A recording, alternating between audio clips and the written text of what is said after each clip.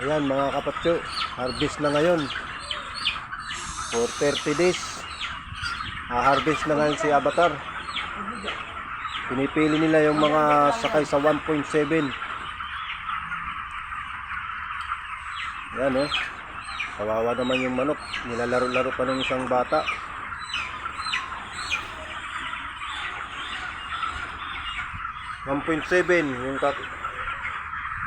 Yung pasok sa 1.7, yun ang kukunin nila.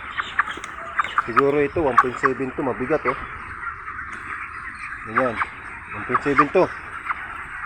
Mabigat eh. Yan oh. Patingin ko eh. Timbang mo sa likodan. Timbang mo. Yun oh. Timbang mo. Yan, tingnan natin kung ilang kilo to.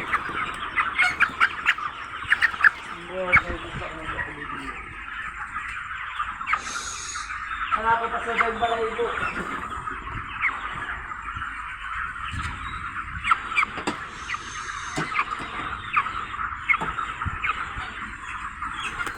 Two kilos na eh. Ha? 2 kilos. 2 kilo na? Ayan, ilang kilo. Alisin mo nga. 1.7. Sige, latag mo. Ayan, 1.7 guys.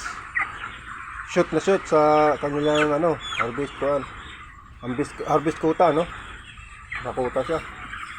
Alisin mo, alisin mo. Ito naman.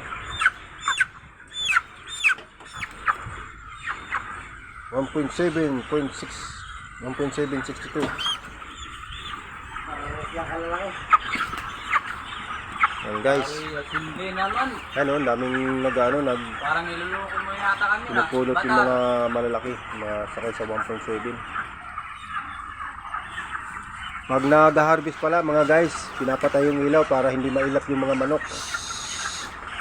Oo nga guys. Ayan yung nag-alaga dito, Alaga nito, malalaki na. si Franz Magaluna Malaki na alaga ko. ng Katarman, Daganas. Dumayo ng Bulacan, San Ildefonso, Bulacan. Dumayo para lang mag-alaga ng mga manok. At ito si Avatar, taga Bicol.